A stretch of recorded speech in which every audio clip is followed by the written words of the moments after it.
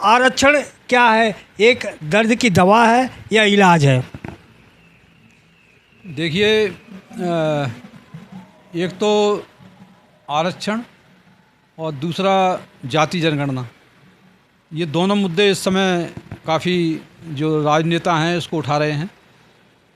तो इसका मतलब सीधा सीधा ये है कि राजनेता जिस किसी मुद्दे को उठाते हैं वो मुद्दा राजनीतिक बन जाता है।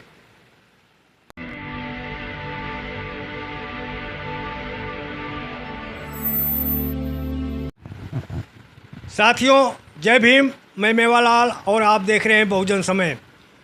साथियों, आज जिस तरह से पूरे देश में आरक्षण को मुद्दा बनाया जा रहा है कि आरक्षण को ख़त्म कर देना चाहिए, और जाति गणना को मुद्दा बनाया जा रहा है कि जाति गणना हम करा कर रहेंगे, दूसरी तरफ कराते करा कर दिखाओ। तो ये मुद्दा को इस तरह से बनाया जा रहा है ताकि आरक्षण को ख़त्म कर दिया जाए और जाति गणना ना हो। और इस देश में किसको कितना अभी तक हक अधिकार मिला है, किसको कितना नहीं मिला है, ये सब मुद्दे को छिपाने के एक नए नए तरीके ढूंढे जा रहे हैं। इसी बात को हम समझने के लिए हम ऐसे शख्स के पास आए हैं जो पीछे से पहले आईएएस रहे हैं, तो और ये समाज को कैडर देते हैं, पढ़ाते हैं। तो इनसे समझूंगा कि ये बारीकी क्या है क्या नहीं है, तो ताकि समाज को सही जानकारी मिल सके। सर, सबसे पहले आपको जय भीम। जय भीम, नमो बुद्धाय। सर, मैं आपके पास इसलिए आया हूँ कि आज हमारा समाज बहुत भ्रमित है, और जो देश में आरक्षण का मुद्दा है उसको किस तरह से भुनाया जा रहा है, और जाति गणना को इस तरह से उसको प्रसारित किया जा रहा है कि हम करा कर रहेंगे, दूसरी करा कर दिखाओ। तो आपसे जानना चाहता हूँ कि आरक्षण क्या है, एक दर्द की दवा है या इलाज है? देखिए,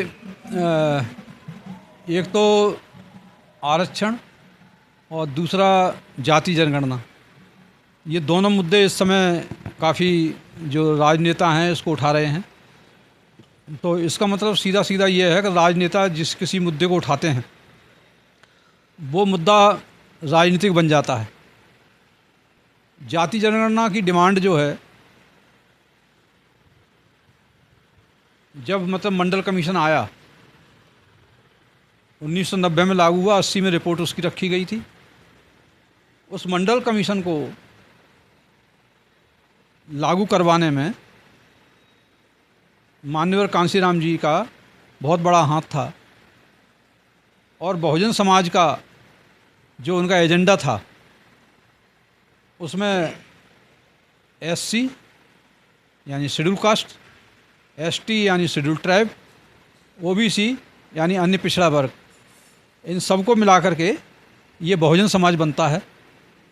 तो हमें अनुसूचित जाति और अनुसूचित जनजाति का डेटा प्राप्त था, क्योंकि वो पहले से ही जो जनगणना होती है हर 10 साल में, उसमें अनुसूचित जाति का और जनजाति का जाति जनगणना भी कराई जाती है। अब हमारे पास अनुसूचित जाति और जनजाति की जो जनसंख्या है वो जातिवार अलग अलग से देखना चाहते हैं ना, जितनी भी जातियां हैं अनुसूचित जाति की, उनका हर जाति का अलग अलग डेटा मिल जाएगा, हर जिले वाइज मिल जाएगा, पूरा डेटा मौजूद है। दूसरा, उसमें कितने पढ़े लिखे हैं, कितने शिक्षित हैं, कितने मतलब अशिक्षित हैं, कितने बेरोजगार हैं, ये डेटा भी उसके अंदर होता है। उसके अंदर अलग अलग टेबल हैं, जाति जनगणना नहीं है, लेकिन वो उसके अंदर अनुसूचित जाति और जनजाति की जाति जनगणना भी मौजूद है। तो इसका मतलब ये कहें कि जाति जनगणना भारत में नहीं कराई जाती है, ये सही नहीं है। जाति जनगणना कराई जाती है, पर अनुसूचित जाति और अनुसूचित जनजाति की कराई जाती है।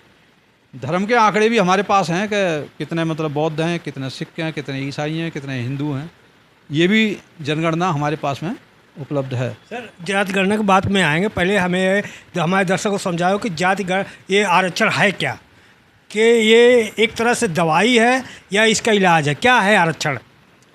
देखिए, आरक्षण मतलब जो सामाजिक न्याय है, सामाजिक न्याय का मतलब एक रिलीफ देने के लिए एक मतलब जो टूल है, एक उपाय है, जो सरकार मतलब जिनकी मदद करना चाहती है, जिनका जिन जातियों का रिप्रेजेंटेशन प्रशासन के अंदर नहीं है, उनको देने के लिए 1935 से, आज से नहीं, अंग्रेज़ों के समय से ही ये उनको आरक्षण दिया जाता था।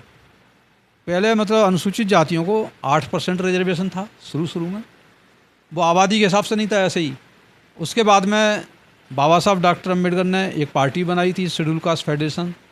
शेड्यूल कास्ट फेडरेशन में जितनी भी जातियाँ थीं उनके सबके नाम से मतलब वो पार्टी थी। तो उसमें फिर 12% रिजर्वेशन हुआ, उसके बाद में फिर 15% रिजर्वेशन हुआ आज़ादी के बाद में। 1970 की जनगणना के आधार पे मतलब हमें 15% रिजर्वेशन अभी मिलता है अनुसूचित जातियों को।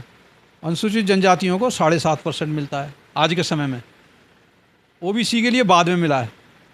तो इसके लिए प्रावधान किए गए थे तीनों के लिए संविधान में, बाबा साहब डॉक्टर अम्बेडकर ने ही किए थे।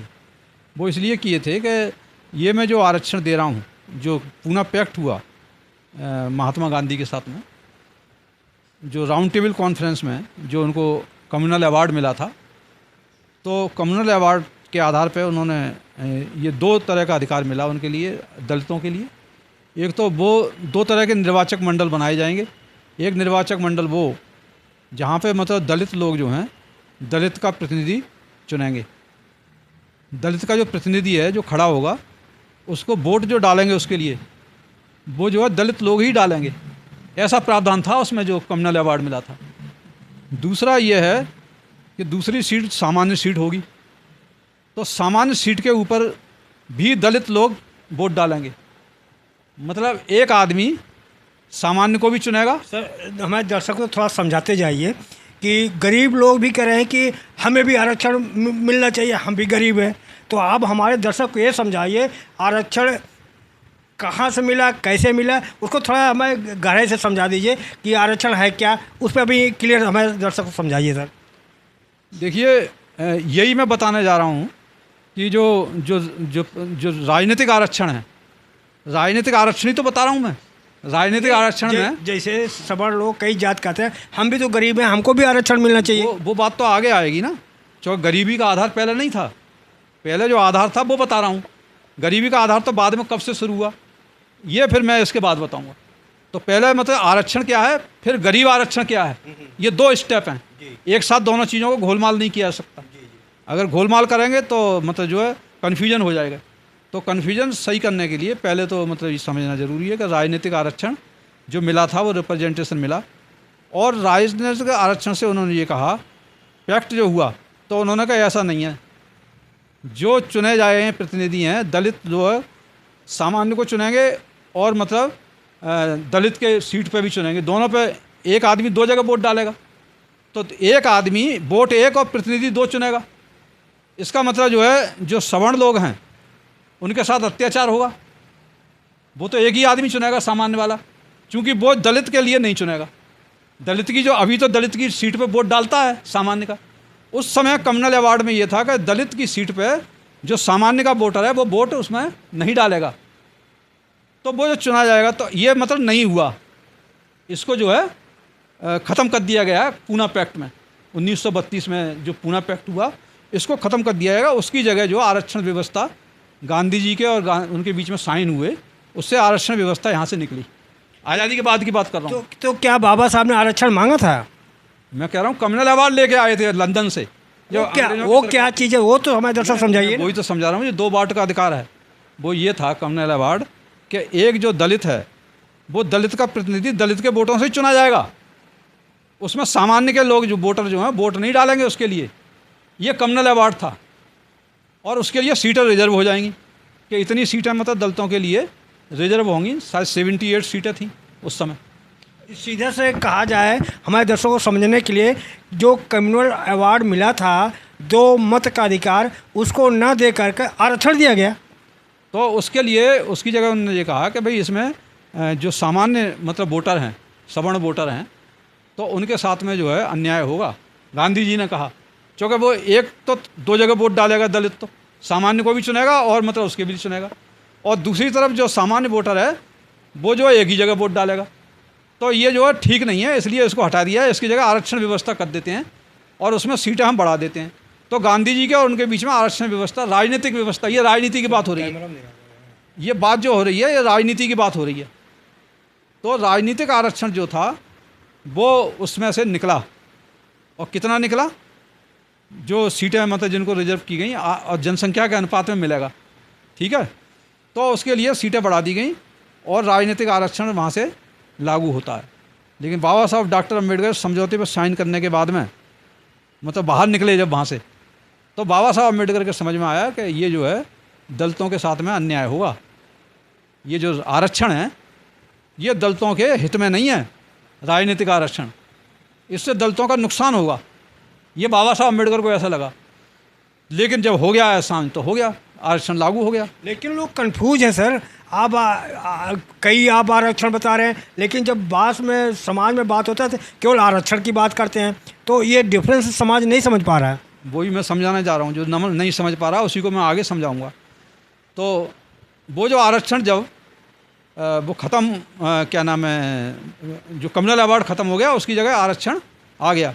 तो बाबा साहब अम्बेडकर ने कहा कि ये जो आरक्षण है ये ठीक नहीं है, इससे नुकसान होगा दलितों का। कैसा नुकसान होगा, कैमरा में देखा। हाँ, जो दलितों का कैसा नुकसान होगा, क्योंकि जो दलितों के सीट से जो आरक्षित एमपी और एमएलए चुन के आएंगे वो दलितों के प्रति उत्तरदायी नहीं होंगे, दलितों का काम नहीं करेंगे। क्योंकि एक कोई सीट ले लो फॉर एग्जांपल, तो उस सीट के ऊपर जो सामान्य वोटर होते हैं वो 80 होते हैं, ठीक है, और जो दलित वोटर कितने होते हैं, 20 होते हैं। तो 20 सीटों पे जो 20 दलित हैं उसमें तो कई लोग खड़े होते हैं, वहाँ दलित ही खड़े होंगे, कोई दूसरा होता नहीं है। तो उसको जो वोट चुना जाएगा तो दलितों के वोट कम होंगे वोटर, और सामान्य वोटर ज़्यादा होंगे। तो वो दलित जो प्रतिनिधि चुना जाता है एमपी, वो सामान्य के वोटों से चुना जाता है, ना कि दलितों के वोटों से चुना जाता है। तो वो जो चुन के आता है पार्लियामेंट में, तो वो जिनके दलितों के आरक्षण से तो आया है, लेकिन दलितों के वोट से नहीं आया, क्योंकि वोट से सामान्य के से आया है वो। तो सामान्य के वोट 80 थे, तो 80 वोटों की बदौलत वो जीत के आया। तो वो सामान्य के लिए या अपनी पार्टी के लिए काम करेगा, वो दलितों के लिए काम नहीं करेगा। ऐसी आशंका बाबा साहब डॉक्टर अम्बेडकर के लिए पहले ही थी, इसलिए उन्होंने उसका आरक्षण के ऊपर साइन तो कर दिए पूरा पैक्ट पे, लेकिन उसका विरोध भी किया। फिर अपनी पार्टी के एजेंडे के अंदर रखा कि ये पैक्ट ठीक नहीं है। इसके लिए उन्होंने अपने पार्टी के प्लेटफॉर्म से एक नए आरक्षण का काम शुरू कर दिया उसी दिन से।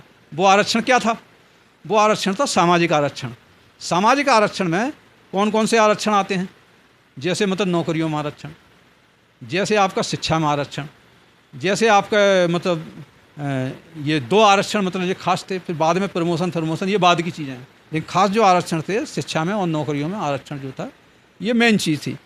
तो इसको फिर उन्होंने अंग्रेज़ों से लिया। आपको पता होगा 46 में तो वायसराय की काउंसिल के मेंबर थे बाबा साहब अम्बेडकर, पहले से ही, जब भारत आज़ाद नहीं हुआ उससे पहले ही मतलब मंत्री थे बाबा साहब, और उनकी पार्टी भी थी। तो कहने का मतलब ये है कि यहाँ से आरक्षण की शुरुआत होती है। तो आरक्षण की जब शुरुआत होती है सामाजिक आरक्षण की, तो वो आरक्षण में जब जितनी संख्या थी उसके हिसाब से वो आरक्षण हो गया। तो उन्होंने कहा कि अगर ये काम नहीं करेंगे जो चुने हुए एमपी हैं, क्योंकि ये तो सामान्य के वोट से चुन के जा रहे हैं, तो ये दलितों के लिए काम नहीं करेंगे, तो कम से कम जो मैं अधिकारी बना दूंगा ऐसे, जो मतलब जो उसमें दलितों के परिवार से चुन के जाएंगे, क्योंकि वो किसी के वोट से नहीं जा रहे, अपनी योग्यता से जा रहे हैं, चुनकर बन के सेलेक्ट होकर के कंपटीशन से जा रहे हैं। तो वो अधिकारी जो है कम से कम अपने लोगों को राहत देंगे, आईएएस बनेगा, आईपीएस बनेगा। लेकिन जो दलित एमपी हैं, एमएलए हैं, इनसे उम्मीद नहीं की जा सकती कि तुम्हारे लिए काम करेंगे, ये तो अपनी पार्टी के लिए काम करेंगे। और बड़े समय तक कांग्रेस से चुन के जाते थे, नेहरू के समय में वो सब कांग्रेस के लिए ही काम करते थे, दलितों के लिए कोई काम नहीं करता था।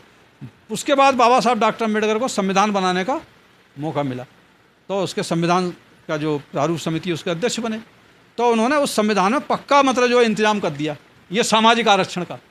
उसने क्या इंतजाम किया, उन्होंने अनुच्छेद 340 जोड़ा, उन्होंने 341 जोड़ा, उन्होंने 342 जोड़ा। तो 340 में तो ओबीसी की मतलब गणना हो, ओबीसी का आयोग बने और ओबीसी के आरक्षण की व्यवस्था हो। सबसे पहले दलित जातियों का मतलब व्यवस्था हो 341 में, 342 में शेड्यूल ट्राइब की व्यवस्था हो। तो ये तीनों के लिए आयोग बने हुए हैं। बैकवर्ड क्लास का भी आयोग बना हुआ है और मतलब अनुसूचित जाति का भी, अनुसूचित जनजाति, तीनों आयोग बने हुए हैं, हैं जी। हाँ, तो तीनों आयोग बने हुए हैं ना, तो वो मतलब इसकी व्यवस्था देखते हैं। और वो व्यवस्था जब भी मतलब कोई संशोधन आता है संविधान में, तो उसको जो मूव करता है आरक्षण संबंधित बिल जो है, वो समाज कल्याण मंत्रालय और उनका जो कमीशन है वो मतलब मूव करता है। तो उसके तहत मतलब ये प्रावधान है और ये पक्का हो गया। फिर मंडल ये मिला नहीं 1990 तक, 2 तो मिले थे पहले से ही, अनुसूचित जाति और अनुसूचित जाति उनकी जनगणना भी होती है, लेकिन ओबीसी को नहीं मिला। 90 में मिला। 90 में ओबीसी के मंडल कमीशन ने लिख दिया कि इनकी भी जनगणना जाति की होनी चाहिए। आज तक नहीं हुई, उसके निर्देश के बावजूद भी नहीं हुई, सरकारें बदलती रहीं, जनगणना नहीं हुई। तो आज समय ऐसा आ गया है कि देश का प्रधानमंत्री खुद ओबीसी है, और ओबीसी लोग कह रहे हैं कि इससे गोल्डन चांस कभी नहीं आएगा, या इस समय जनगणना नहीं हुई तो अभी नहीं तो कभी नहीं, तो फिर कभी हो ही नहीं सकती है। इसलिए इसकी जनगणना के ऊपर दबाव डाला जा रहा है। ऐसे वक्त में सुप्रीम कोर्ट ने जजमेंट भी दे दिया है। वो कह रहे तुम्हारी जनगणना तो बाद में देखेंगे।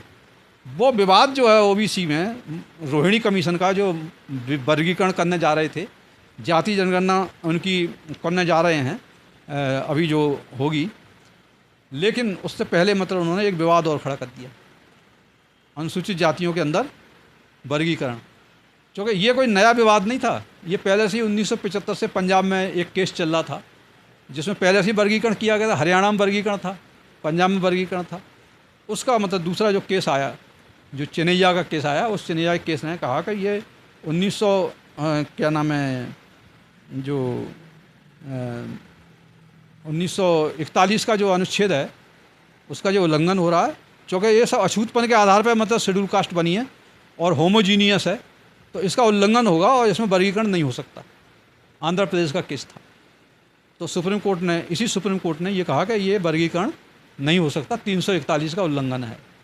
दूसरी बात यह है कि ये जो अधिकार है संविधान में दिया हुआ है, वर्गीकरण करे या मतलब कोई जातियों को जोड़ो या जातियों को घटाओ, ये स्टेट को मतलब कोई राइट नहीं है। अब यहाँ पे इसमें क्या किया, स्टेट को मतलब कह रहे हैं कि सजेशन दिया है कि स्टेट मतलब दे सकते हैं, ओबीसी को तो दे सकते हैं। उनका 15(4)(16)(4) में प्रावधान किया गया है कि ओबीसी के बारे में मतलब किसी जाति को जोड़ना, घटाना या उनको आरक्षण देना, ये स्टेट के लिए उन्होंने दिया हुआ है। उसी के एट पार जो है ये इसका भी करना चाह रहे हैं, जो चेन्नैया केस में मना कर दिया गया था। तो अब मतलब सुप्रीम कोर्ट ने मतलब एक ऐसा निर्णय दिया है जिसने आरक्षण के ऊपर वर्गीकरण ही नहीं, सभी तरफ से प्रहार किया गया है। ऐसा आरक्षण के खिलाफ आज तक कोई जजमेंट नहीं आया जब से देश आज़ाद हुआ है। इस जजमेंट में आरक्षण को ख़त्म करने के लिए एक तो within caste creamy layer, एक ही जाति के आदमी ने अगर एक बार नौकरी ले ली है तो उसके बच्चे को फिर नौकरी नहीं मिलनी चाहिए, ये भी इसमें प्रावधान किया है। एक ही जाति का है, जाति के जाति में वर्गीकरण कर दिया, अमीरी और गरीबी के हिसाब से।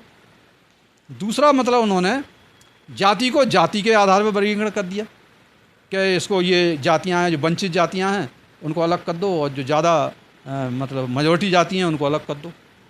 ये मेजॉरिटी जाति और उसको जो राजनीति में प्रभाव होता है ना, जो ज़्यादा जिसकी संख्या है तो उसको अलग कर दो, और जिसकी कम संख्या है उसको अलग कर दो। ये मेन मतलब उनका थिंकिंग है। तो उनको बांट दो, मेजॉरिटी वाली कास्ट और मतलब जो अल्पसंख्या वाली जात। तो इनको बांटने के लिए उन्होंने ऐसा किया। ये नहीं है कि नौकरी ज़्यादा ले ली है, ये कोई उनकी इच्छा नहीं है, राजनीतिक जजमेंट है। दूसरा उन्होंने एक और किया जो सबसे खतरनाक है, उन्होंने ये भी सजेशन दिया, चूँकि एट्रोसिटीज़ जो होती है दलित के ऊपर, तो वो एट्रोसिटी एक्ट में अपनी FIR जो है अपने सवर्ण एट्रोसिटी करने वाला उसके ऊपर करा सकता है। तो एट्रोसिटी एक्ट में क्यों ना संशोधन कर दिया जाए, क्योंकि ये होमोजीनियस नहीं है। उसने कहा कि 341 का ये उल्लंघन नहीं है, क्योंकि इसमें छुआछात आपस में भी होती है, कास्ट के अंदर भी। क्योंकि एक जो जाति है वो दूसरी जाति के यहाँ खाना नहीं खाती है, एक जो जाति है दूसरी जाति को अछूत मानती है। तो थोड़ा दोनों अछूत हैं बाहर के लिए, लेकिन अंदर मतलब वो दूसरे में एक दूसरे में अछूतपन है। तो इसलिए उन्होंने उसमें भी टिप्पणी करी है इसी जजमेंट में। उन्होंने कहा है क्यों ना इस एट्रोसिटी एक्ट में संशोधन कर दिया जाए, और अगर मतलब एक जाति दूसरी जाति के ऊपर with in schedule caste he atrocity करती है या अछूतपन का व्यवहार करती है, तो उसको मतलब अधिकार दे दिया जाए कि वो अपनी ही शेड्यूल कास्ट की जाति की दूसरी जाति के ऊपर FIR करा सकता है।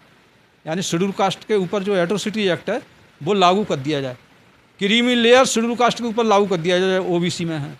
तो ये जो प्रावधान है, वर्गीकरण का खाली प्रावधान नहीं है, ये तीनों मतलब प्रावधान है, इसको समझना बहुत ज़रूरी है। तो इसलिए ये इतना ख़तरनाक है कि आरक्षण के ऊपर आँच नहीं आए। और जिस तरह से EWS के लिए अलग से आरक्षण सवर्णों के लिए दे दिया, जिसका किसी प्रावधान ही नहीं है गरीबी के आधार पर। संविधान में प्रावधान नहीं है, ना 41 में है, ना 42 में है, ना 40 में है, किसी में भी नहीं है। लेकिन ये पता नहीं कहाँ से मतलब निकाल लिया गया और इसके ऊपर संशोधन किया गया बाकायदा पार्लियामेंट में। 103वां कौन सा संशोधन है वो करके फिर मतलब उसमें किया गया। तो 2018 से ये EWS लागू हो गया। अब उनकी जनसंख्या कितनी है EWS की? 14.8%। मतलब EWS की नहीं, सवर्णों की, जो अपर कास्ट है उसकी जनसंख्या कितनी है? ये जो 14.8%। तो 14.8% में कितना दिया? 10% EWS दे दिया। तो कितने बच गए अब जनरल कास्ट में? जो अपर कास्ट के लोग कितने बच गए जिनको आरक्षण नहीं मिला है? 4.8। तो 4.8% तो ही बचे हैं। और कितना आरक्षण मिल रहा है उनके लिए इस समय? 40%। और जो जातियां रिजर्व जातियां हैं तो 27% तो OBC को मिल रहा है। उनकी जनसंख्या कितनी है? 52.1% मंडल कमीशन में। और आरक्षण कितना मिल रहा है? 27%। उसमें भी फिर क्रीमी लेयर है। दूसरी जो जाति है शेड्यूल कास्ट, शेड्यूल कास्ट का कितना जनसंख्या है? 16.6%। ये 2011 की जनगणना में है। तो इसको आरक्षण कितना मिल रहा है? 15%। केंद्र सरकार की नौकरियों में बोल रहा हूँ, स्टेट में अलग अलग मिलते हैं। दूसरा जो है शेड्यूल ट्राइब है।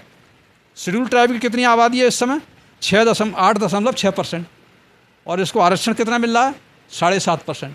यानी जो आबादी के हिसाब से होना चाहिए उससे कम है ना अभी भी। उसके बाद में ट्रांजिटरी कास्ट है। ट्रांजिटरी कास्ट में कौन आते हैं?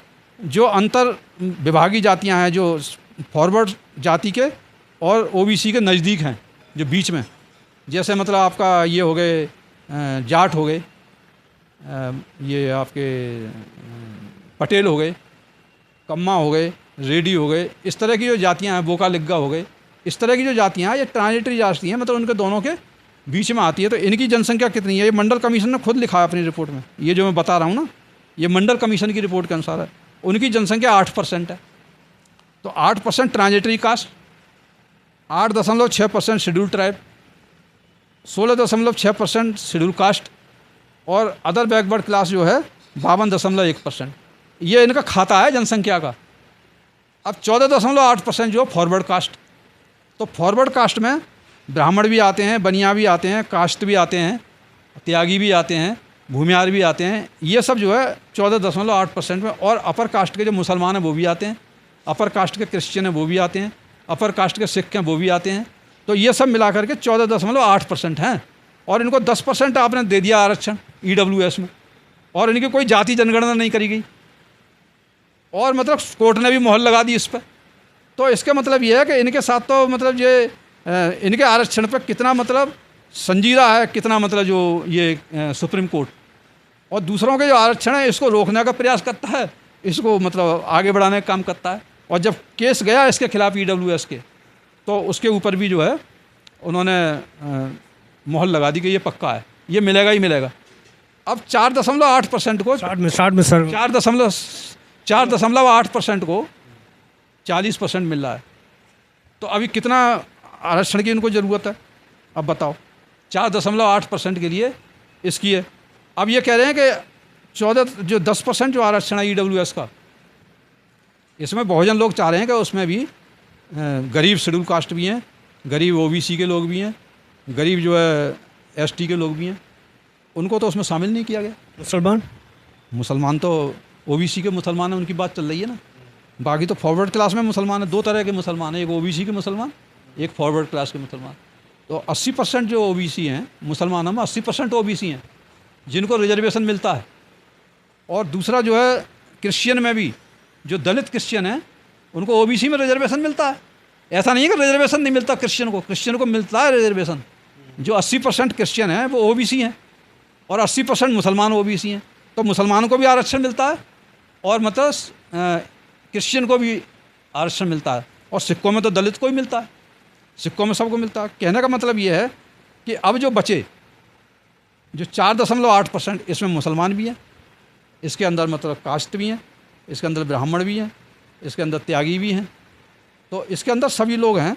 और ट्रांजिटरी कास्ट जो मैंने अलग कर दी, इसमें कहीं आरक्षण है ट्रांजिटरी, कहीं जाट को आरक्षण है, कहीं पे जाट को आरक्षण नहीं है। पटेल के लिए जो आरक्षण है वो गुजरात में नहीं है, जबकि पाटीदार के लिए मध्य प्रदेश में आरक्षण है। इसी तरह से मतलब जो दूसरी जातियां हैं उनको एक स्टेट में है, दूसरे स्टेट में नहीं है। तो ये इसके ऊपर एक अध्ययन की ज़रूरत है और जाति जनगणना की ज़रूरत है, ताकि मतलब दूध का दूध पानी का पानी हो जाए। सर आपसे छोटा प्रश्न चाहूँगा, क्योंकि एक ही प्रश्न में सारा पूरा दे देंगे तो और सवाल नहीं ले पाऊँगा। मैं चाहूँगा कि आप छोटा छोटा उत्तर दें।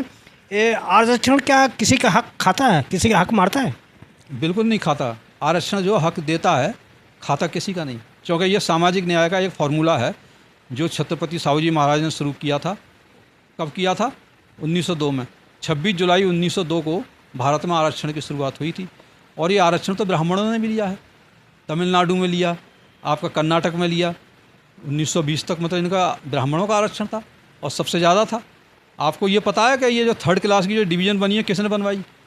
जब ये पढ़ने जाते थे मद्रास में, मतलब ये पास ही नहीं होता था ब्राह्मण कोई, दलित तो पढ़ते ही नहीं थे। तो ब्राह्मण लोग पढ़ते थे तो पास नहीं हो पाते थे, क्योंकि पास मार्क्स जो थे 50% थे।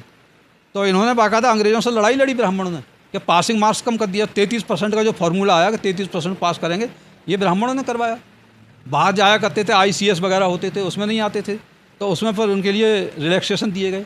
ब्राह्मणों को आरक्षण मिला है, ब्राह्मणों को रिलैक्सेशन मिला है इसी देश के अंदर। और आज फिर जो आरक्षण, जो दलितों का जो आरक्षण आया है, बाबा साहब सीखे, वो किससे सीखे थे? वो वहीं से तो लाए, ब्राह्मणों से ही सीखा था। सर आरक्षण से तो मेरिट की हत्या होती है सर। मेरिट की बिल्कुल हत्या नहीं होती। जो आरक्षण जो होता है वो भी मेरिट से ही मिलता है, क्योंकि जो मेरिट डिसाइड की जाती है, इतनी मेरिट है उसमें सबके थोड़ी मिल जाता है। अगर मेरिट नहीं होती तो ग्रेजुएट बनेंगे सारे दलित IAS बन जाते। IAS बनने के लिए कंपटीशन होता है। जो BA पास होता है, पहले प्री एग्जामिनेशन होता है, उसके बाद में फिर मतलब मेन एग्जामिनेशन होता है।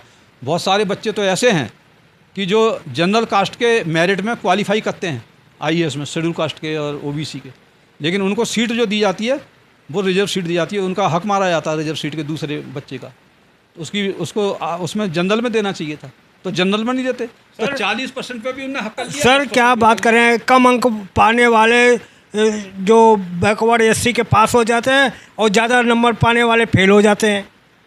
नहीं, पास फेल तो उसमें होता नहीं है। कंपटीशन में क्या होता है, एक मतलब एक मेरिट फिक्स की जाती है। पास और फेल नहीं होता कंपटीशन में जो ज़्यादा लाएगा, नौकरियों के मुताबिक कितनी नौकरियां हैं और कितने मार्क्स चाहिए, तो एक रैंक बनती है उसमें। तो रैंक में जो आ जाता है वो मतलब जो है क्वालिफाई माना जाता है, और जो रैंक में नहीं आता है वो अंक। फिर उसके बाद में 200 अंक का इंटरव्यू होता है। जब इंटरव्यू में बच्चा जाता है तो वहाँ पे जो इंटरव्यू बोर्ड है उसमें उनके लोग ही बैठे होते हैं ज़्यादातर, सवर्ण बिरादरी के। तो वो अपने बच्चों के लिए ज़्यादा मार्क्स देते हैं। ये तो बाकायदा अध्ययन हुआ है, उनकी जो मार्कशीट निकाली गई हैं, तो रिटन में ज़्यादा मार्क्स थे उनके, और इंटरव्यू में कम मार्क्स दे करके उनको नीचे कर दिया गया। जो मतलब ज़्यादा मार्क्स पाया था रिटन में वो आउट हो गया, वो IAS बना ही नहीं। और जो कम मार्क्स पाया था जनरल का था वो मतलब ऊपर पहुंच गया। तो ये बाकायदा उनके साथ में जो व्यवहार जो होता है, दोहरा व्यवहार मतलब इंटरव्यू बोर्ड में उनके साथ में अपनाया जाता है। इसलिए वहाँ जो है बोर्ड में भी आरक्षण होना चाहिए। वहाँ पर भी बोर्ड में बराबर मतलब इस संख्या के अनुपात में बोर्ड डिसाइड होना चाहिए, सिलेबस डिसाइड होना चाहिए। शिक्षा में वाइस चांसलर हों वो भी उतना ही होना चाहिए जितने, क्योंकि शिक्षा में लोग आत्महत्या कर लेते हैं कॉलेजों में, उनके साथ में मतलब अच्छा व्यवहार नहीं होता है टीचर्स का। तो इसलिए वहाँ भी मतलब हमारे लोग में एडमिनिस्ट्रेशन में भी होना चाहिए, इसी तरीके से शिक्षा में भी होना चाहिए और जज में भी होना चाहिए। जाति गणना होना चाहिए कि नहीं होना चाहिए? जाति गणना होगा तो आप बटोगे तो कटोगे। देखिए, जाति जनगणना जैसे आपका शरीर के अंदर बीमारी है तो आप एक्सरे करते हैं, आप ब्लड टेस्ट करते हैं, तो उससे बीमारियों का पता लगाया जाता है। फिर उसके हिसाब से डॉक्टर के पास में दवाइयाँ होती हैं, फिर वो दवाई देता है, फिर उसका सही इलाज होता है। अगर तुक्के में दवाई देंगे ना बिना मतलब जांच के, तो दवाई गलत हो जाएगी, मरीज मर जाएगा। इसलिए अगर सामाजिक न्याय आपको करना है और सबको मतलब देश को भाईचारा बनाए रखना है देश में, तो उसकी जनगणना बहुत ज़रूरी है, जाति जनगणना। और उसके हिसाब से चूँकि आरक्षण तो मिल ही रहा है, इसको कोई माई का लाल कम नहीं कर सकता। ये मोदी ने भी कह दिया और मतलब आपके मोहन भागवत ने भी कह दिया और सारे लोग कह रहे हैं, अब तो मतलब ये भी कह रहे हैं, राहुल गांधी भी। तो अब मतलब जो है जाति जनगणना बहुत ज़रूरी है। जो बहुत लंबे समय से कोई भी पार्टी दूध की धुली नहीं है जिनके पास सत्ता रहा, कांग्रेस के साथ भी बहुत रहा है, उन्होंने भी जाति जनगणना नहीं कराई। और जाति जनगणना नहीं होगी तो आरक्षण जो है सही नहीं मिलेगा। कहीं ऐसा तो नहीं है इस आरक्षण की आड़ में सबसे ज़्यादा फ़ायदा सवर्णों को मिल रहा है। नौकरी जो 77% जो है, अभी आप देखेंगे ना केंद्र सरकार के आंकड़े उठाकर, तो 77% जो नौकरियों पर सवर्ण लोग हैं। जबकि सामान्य जाति नौकरी कितनी है 50 100 में से, और नौकरी कितनी कर रहे हैं 77, और ओबीसी एससी और एसटी तीनों मिला के कितने कर रहे हैं 50 भी नहीं है वो। सर जब लोग करें जाति गणना से जातिवाद फैलेगा, तो एससी एसटी तो जाति गणना होती है ना सर, तो उसमें तो जातिवाद नहीं फैल रहा। बिल्कुल सही कहा आपने। जाति जनगणना तो पहले हो रही है, तो इसलिए मैंने पहले बताया जाति जनगणना होती है। और अगर ओबीसी की भी हो जाएगी, ओबीसी की ही नहीं, उसमें सामान्य की भी होनी चाहिए। सामान्य की इसलिए होनी चाहिए कि 10% आरक्षण सामान्य को ही मिल रहा है अब, तो सामान्य को 10% उसका आरक्षण मिल रहा है, तो जिनको आरक्षण मिल रहा है उनकी सबकी जाति जनगणना होनी चाहिए। क्या ये सही दिया गया है 10% या गलत दिया गया है, 10% गरीब हैं भी कि नहीं है, तो ये भी तो मतलब जानकारी जाति जनगणना से मिलेगी ना। तो ओबीसी को तो छोड़ा, ओबीसी की तो होनी चाहिए, इसके साथ सामान्य की होनी चाहिए, एससी एसटी की पहले से ही होती है। तो इसलिए मतलब जो है जाति जनगणना तो इस देश का इस समय ज्वलंत मुद्दा है, और इसके बिना मतलब कोई भी राजनीतिक कारोबार, कोई भी सामाजिक कारोबार सही तरीके से नहीं चल पाएगा। इसमें हो सकता है जिन लोगों के लिए कष्ट होगा, कुछ लोगों के लिए जो ज़्यादा खा रहे हैं ना मलाई, उनके लिए कष्ट होगा जाति जनगणना, चूँकि उनको पता लग जाएगा कि भाई मलाई हमारे हिस्से में इतनी आ रही है। ये जाति जनगणना इसलिए नहीं करना चाहते। एससी एसटी के आरक्षण के बारे में जो कोर्ट का टिप्पणी आया है, इसमें वर्गीकरण होना चाहिए, क्रिमी लेने लगना चाहिए, क्या वाकई में पहले कहते हैं कि हरियाणा और पंजाब में था तो इनको फ़ायदा मिल रहा था, इससे उनको मौका मिलेगा? देखिए ये एक फार्मूला है कि जो टारगेट जो हो रहे थे ना, कौन हो रहे थे 10% आरक्षण जो क्या नाम है EWS का सवर्ण लोगों को मिला है।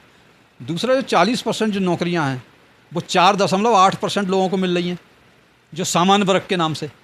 तो इसके ऊपर अब बहुजन समाज ने जब अध्ययन किया कि भाई ओबीसी को तो 27 दे रहे हो तुम 52 को, और 4% के लिए मतलब जो है 40 दे रहे हो, तो ये सामाजिक अन्याय है यहाँ तो इसलिए उनकी जनगणना हो और उनको मतलब उतना ही मिलना चाहिए जितनी उनकी आबादी है, क्योंकि तुम इधर तो मतलब कट कर रहे हो और उधर मतलब बढ़ा रहे हो जो सामान्य के नाम से।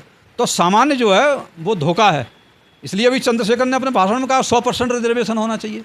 राष्ट्रीय समग्र विकास संघ भी कहता है कि सबको आरक्षण दे दो, कोई बिना आरक्षण के रहना ही नहीं चाहिए देश के अंदर, जिसकी जितनी जनसंख्या है उतना उस कैटेगरी को दे दो। इसलिए वो ये आवाज़ मतलब दब जाए, जिसकी जितनी संख्या भारी उतनी उतनी हिस्सेदारी। इसलिए कोर्ट ने मतलब जो जातियाँ आवाज़ उठा रही हैं उसकी आवाज़ को दबाने के लिए ये वर्गीकरण का मुद्दा मतलब उठाया है, ताकि आपस में लड़ जाएं और संगठित होकर के बहुजन समाज की आवाज़ को नहीं उठा सकें, और कोई मामला नहीं है। सर ये एससी में जो खाई है कैसे पटेगी, कैसे मिटेगी? एससी में कोई खाई ही नहीं है।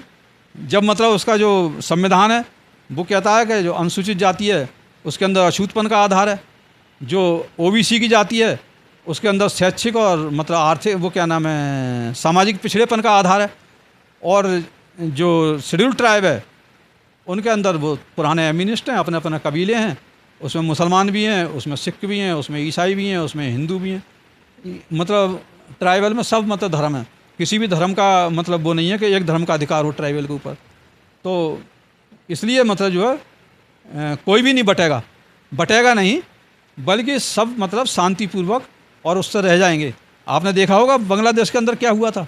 बांग्लादेश के अंदर ये उसको देश से छोड़ करके इसलिए भागना पड़ा है क्योंकि जो मुजीबुर रहमान के साथ जो लड़े थे उनकी संख्या बहुत कम थी, उनको मतलब जो आरक्षण मतलब बहुत ज़्यादा दे दिया। अभी बांग्लादेश में विद्रोह हो गया, उसको उठा करके भगा दिया गया वहाँ से और उन्होंने कब्जा कर लिया सत्ता के ऊपर। तो ऐसे विद्रोह को रोकने के लिए जाति जनगणना और सही जाति जनगणना, सही आंकड़े पब्लिक को भी दें और उसको सरकार के इनमें लागू करें। और प्राइवेट में भी भाई नौकरी कितनी है, 2% नौकरी हैं सरकारी, लेकिन उसमें एडमिनिस्ट्रेशन की नौकरी है, जैसे सेक्रेटरी के हैं। सेक्रेटरी के जो पद हैं वो ऐसे नहीं है, आरक्षण नहीं है, वो मतलब एक रिप्रेजेंटेशन है, उससे ताकत है, एक ब्यूरोक्रेटिक ताकत बोलते हैं। तो वो डिसीजन लेने की क्षमता होती है उनके अंदर, तो उसमें हर वर्ग के लोग होना चाहिए एडमिनिस्ट्रेशन में। सेक्रेटरी जैसे मंत्री होते हैं ना हर वर्ग के, तो मंत्री भी होना चाहिए, मंत्रियों भी बाकायदा उसमें रिप्रेजेंटेशन होने की। ओबीसी के इतने हैं, इसके इतने हैं, अच्छे मतलब उसमें अच्छे जो ताकतवर मतलब मंत्रालय होते हैं, ताकतवर सेक्रेटरी होने चाहिए उसके अंदर हर एक वर्ग के। और मतलब इसी तरह से एमपी में तो आ ही जाते हैं, पर एमपी 131 चुन के जाते हैं शेड्यूल कास्ट शेड्यूल आपके, हाथ उठाने के अलावा कुछ करते हैं वो। तो ऐसे मतलब इनके ऊपर पहले तो चुप रहते थे ये बहुजन समाज के लोग, जब से काशीराम जी का जो मूवमेंट चला, आंदोलन चला, बीपी सिंह ने जब से मंडल कमीशन दिया, तब से इनका चरित्र जो बदल गया है। उनकी राजनीतिक पार्टियां बन गई हैं। आप अब देखो, कोई रिजर्वेशन नहीं होता। जो राष्ट्रीय अध्यक्ष होते हैं पार्टियों के, राष्ट्रीय पार्टियां कितनी हैं इस समय? 6 राष्ट्रीय पार्टियां हैं। 6 में 3 पार्टियों के, जो राष्ट्रीय पार्टियों के 3 के अध्यक्ष दलित हैं। सीपीआई का दलित है डी राजा। आपका कांग्रेस सबसे पुरानी पार्टी है, उसका अध्यक्ष जो है खड़गे को बनाना पड़ा है, दलित हैं। और बहुजन समाज पार्टी है, पहले काशीराम जी थे, अब बहन मायावती हैं, शुरू से ही मतलब उनके हाथ में है। तो ऐसा नहीं है अब ये दलित जो है ऐसे रह गए हैं। यही तो कह रहे हैं कि दलित सक्षम हो गए हैं। तो अब रिजर्वेशन कोई कृपा नहीं है, कोई दया नहीं है, कोई भीख नहीं है, ये उनके हिस्सेदारी है। इसलिए अब जो है न्याय का मतलब, न्याय तो एक दया हो गई ना, न्याय क्या नहीं है भाई, हिस्सेदारी है। हम भी वोटर हैं, एक वोट का अधिकार हमें भी है, तुम्हें भी एक वोट का अधिकार है। तुम बराबर ही तो हो भाई राजनीति के मामले में। सिर्फ ये पैसे तुम्हारे पास ज़्यादा है, हमारे पास कम है, तुम्हारे पास ज़मीन ज़्यादा है, हमारे पास ज़मीन कम है। सर, सवर्ण के कई संगठन बड़े दुखी हैं। जो एससी समाज के वंचित समाज है, उनको देखकर बड़ी दुखी हैं कि उनको हक नहीं मिल रहा है। करें हम, आप हिंदू सम्राट हैं, आपको तन मन धन और गन से मदद करेंगे, लेकिन जब हमारे बहन बेटी के साथ अत्याचार है तो तन मन धन गन गायब हो जाता है। सर देखिए, ये सब जो गुंडे हैं, काशीराम जी कहते हैं गुंडे कौन पालता है? गुंडे सत्ता पालती है। उस समय राजीव गांधी मतलब प्रधानमंत्री हुआ करते थे काशीराम जी के समय में, तो वो कहते थे सबसे बड़ा जो गुंडा है देश का वो राजीव गांधी है, प्रधानमंत्री है। उसके बाद छोटा गुंडा है वो मुख्यमंत्री होता है। उसके बाद में जो डीएम वगैरह जो होते हैं सब मुख्यमंत्री के अंडर में होते हैं। सब थाने जो होते हैं वो मुख्यमंत्री के अंदर होते हैं। जितने भी गुंडे होते हैं ना, गली के, झुग्गी झोंपड़ियों के और लैंडलॉर्ड, ये सब किससे चलते हैं? ये पुलिस से चलते हैं, पुलिस के थाने से। तो पुलिस के थाने पर किसका अधिकार हुआ? प्रधानमंत्री का। तो गुंडे कौन पैदा करता है? सत्ता पैदा करती है। तो सत्ता के ऊपर कैसे अधिकार मिलता है? सत्ता के ऊपर वोट से अधिकार मिलता है। तो भाई नारा काशीराम जी ने क्या लगाया कि भाई ये गुंडागर्दी को रोकने के लिए वोट हमारा, राज तुम्हारा नहीं चलेगा, ये नारा दिया उन्होंने। और वो नारा आज तो थोड़ा सा कुंद पड़ गया, जैसे शिथिल पड़ता है ना, गुंडागर्दी बढ़ जाती है। तो ये अन्याय अत्याचार मतलब अगर रोकना है तो भाई आपके पास में राजनीतिक पार्टियाँ तो अब हैं, तो राजनीतिक सत्ता ही तो लेनी है। राजनीतिक सत्ता इसलिए नहीं हो रही क्योंकि आपस में लड़ रहे हो। अगर आपस में लड़ते रहोगे तो आपको राजनीतिक सत्ता नहीं मिलेगी, और सबके साथ अत्याचार होंगे, अन्याय होगा जैसा हो रहा है, कुछ भी नहीं मिलेगा आपके लिए। तो इसलिए पहली बात, सत्ता आपके पास में आना ज़रूरी है, क्योंकि वोट आपके पास है। क्योंकि आप गरीब हो सकते हो, आपके पास नोट नहीं हो सकते हैं, लेकिन वोट सबसे ज़्यादा आपके पास है। बहुजन समाज के पास सबसे ज़्यादा वोट है, और सबसे कम क्या चीज़ है? नोट सबसे कम है। तो नोट वालों की सरकार नहीं अब चलेगी, वोट वालों की सरकार चलेगी। ऐसा बहुजन समाज के लोगों ने तो निर्णय ले लिया है, लेकिन उनके नेता जो निर्णय ले नहीं पा रहे हैं। तो नेताओं को इकट्ठा हो जाना चाहिए बहुजन समाज के लिए, अगर आपको समाज के ऊपर अन्याय अत्याचार रोकना है। तो इसलिए अपनी मतलब जो पॉलिसी को लागू करने के लिए सरकार भी ज़रूरी है। और जब आपका जैसे ही आवाज़ मतलब उठेगी इतनी मजबूरी को, सत्ता आप छीनने के लिए तैयार हो गए। आरक्षण नहीं, सत्ता चाहिए। वो कहते थे काशीराम जी, सत्ता हमें दे दो, आरक्षण हम तुम्हें दे देंगे। काशीराम जी ने तो ये कहा था कि हम अपने आप कर लेंगे। भाई जिनके पास सत्ता है उनको आरक्षण की ज़रूरत नहीं होती। अब जवाहरलाल नेहरू के पास सत्ता थी, उनको आरक्षण की ज़रूरत नहीं थी। जब देश आज़ाद हुआ था 3% ब्राह्मण थे नौकरियों में, लेकिन जब 1980 का आंकड़ा आया तो उन्होंने अपनी चमचा एज किताब में लिखा है कि 80% ब्राह्मण भर गए।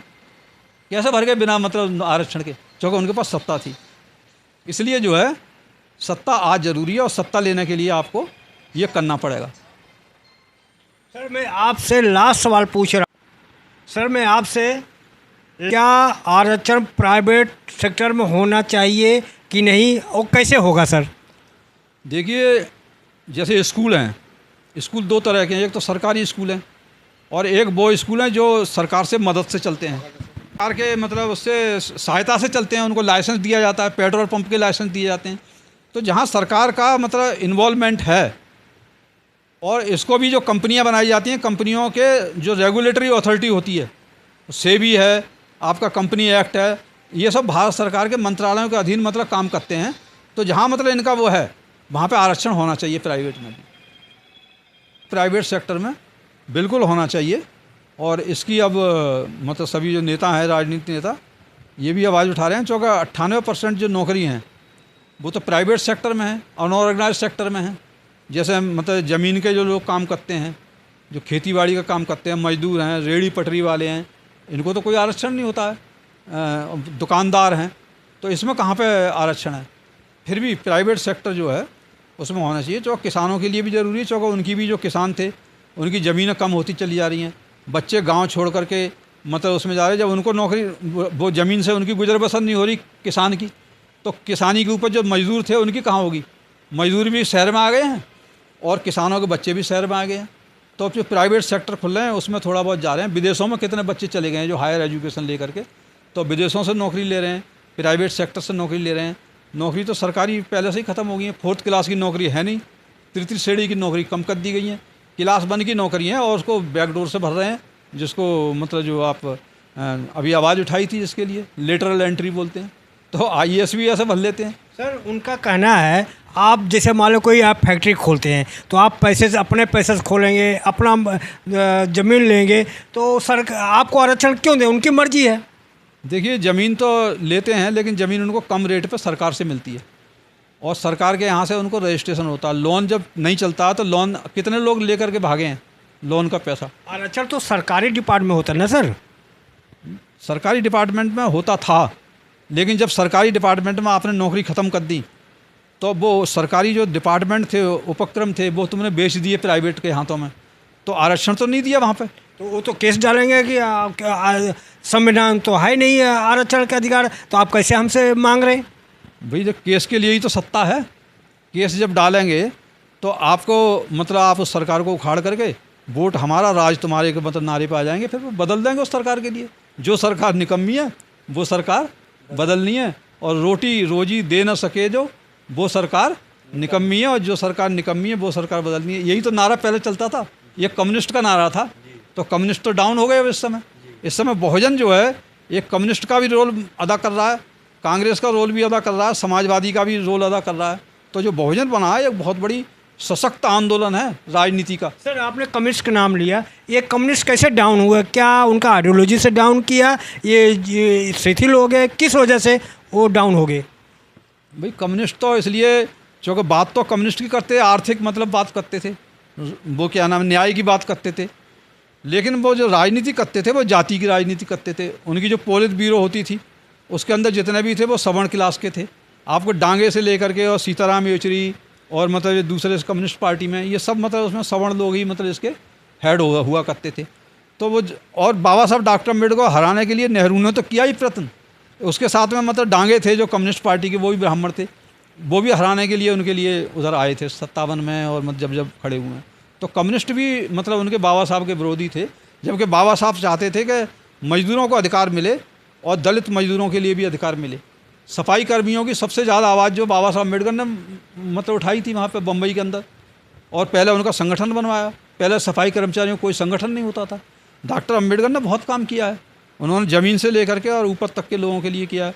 उन्होंने खाली उनके लिए ही नहीं कि उन्होंने ब्राह्मणों के लिए भी किया, उनकी औरतों के लिए मतलब अधिकार दिए, समानता का बराबर का अधिकार दिया। हिंदू कोड बिल मतलब लाना चाह रहे थे, हिंदू कोड बिल किसने रोका, जवाहरलाल नेहरू ने रोका था, इसलिए मतलब जो उन्हें इस्तीफा देना पड़ा। आपका जो OBC के लिए 340 धारा के अंतर्गत उसकी मांग कर रहे थे ना, जो काका कालेलकर आयोग 53 में मतलब बनाया गया, उन्होंने मतलब पहले ही इस्तीफा दे दिया। तो 2 मुद्दे थे ना उनके इस्तीफा देने के बाबा साहब अम्बेडकर के, 340 और हिंदू कोड बिल, इसको लागू नहीं कर रहे थे, इसको ला नहीं रहे थे इसके ऊपर नेहरू जी, इसलिए नेहरू मंत्रिमंडल से उन्हें इस्तीफा दे दिया बाबा साहब अम्बेडकर ने। जी सर आपसे बात करके बहुत अच्छा लगा। लास्ट में आपसे कह रहा हूँ कि ये जो दर्शक हैं, आपके फॉलोअर हैं, उनसे अपील कर दीजिए कि हमारे चैनल को सब्सक्राइब करें, लाइक करें, कमेंट करें। बिल्कुल, ये जो बहुजन समय है ये मेवालाल जी का बहुत अच्छा चैनल है, और इसके ऊपर बहुजनों की आवाज़ निरंतर उठाते रहते हैं और बहुजन समाज को जागरूक करते हैं। तो इनको देखने के लिए मतलब इनके लिए जो दर्शक हैं वो बढ़ना ज़रूरी है। ये इनके लिए एक तरह का सपोर्ट होगा। तो ज़्यादा से ज़्यादा लोग जो है इसको देख रहे हैं जो हमारे इंटरव्यू के लिए, और दर्शकों तक पहुंचाएं, फॉरवर्ड करें, ताकि ये चैनल भी जो दूसरे जो मेन स्ट्रीम मीडिया के चैनल हैं उसकी श्रेणी में आकर के बहुजन समाज की आवाज़ को और ज़्यादा मजबूत कर सकें। सर लास्ट में आपसे कहूँगा सर, बड़ों से बड़ी बात करना कोई बड़ा नहीं होता। छोटे हम जैसे छोटों से बात करने वाले आप जैसे बड़े होते हैं सर। धन्यवाद। जय भीम, नमो बुद्धाय। तो ये थे हमारे सर केसी पिपल सर। आप इनकी बात से और हमारा प्रयास कैसा लगा, प्रतिक्रिया में आप कमेंट बॉक्स में ज़रूर लिखें। और हमारे चैनल को आप कहाँ से देख रहे हैं कमेंट बॉक्स में लिखें। और एक छोटा सा अपील है कि हमारे चैनल को सब्सक्राइब करें, लाइक करें, कमेंट करें और थोड़ा सा आर्थिक भी मदद करें। धन्यवाद। जय भीम, जय भारत, बहुजन समय दिल्ली। देखते रहें बहुजन समय। अगर आपको लगता है कि हमारा काम बहुजन समाज के लिए महत्वपूर्ण है, तो आप हमें आर्थिक सहयोग के लिए सीन दिखाए गए QR कोड स्कैन और फोन पे और गूगल पे और UPI और बैंक अकाउंट में कर सकते हैं। फोन पे, गूगल पे 9250529129, UPI 9250529129@YBL। Bank account state bank of India AC 104299462008, IFSC code SBIN 00066563। आपका छोटा से छोटा सहयोग समाज और हमें और मजबूत करेगा, जिससे हमें बहुजन पत्रकारिता में और निष्पक्ष बनाने में मजबूत करेगा। जय भीम, जय भारत।